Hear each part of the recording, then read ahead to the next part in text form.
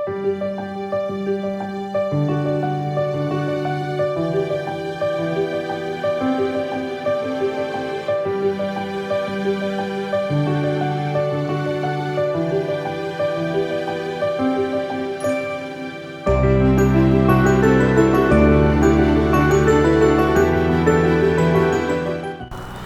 I'm going to talk about on this one is actually something called hex baffles. So anytime you have a light that's close to a source where you're going to be walking or people are going to be standing close to that light, you want to put something called a hex baffle on. So a hex baffle,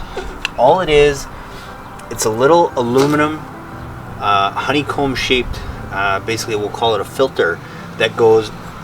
underneath the glass of the lens and goes over top of the light. And all that does is it helps deflect the light source from going outwards, and people walking by won't see the light source as much, and more of that light will just be projected upwards. So anywhere where you're whether you're doing an entryway or you're close to a walkway, you're going to want to throw a hex baffle on, because it's just going to help deflect that glare to the bypassers that are walking by, so that light's not shining in their eye.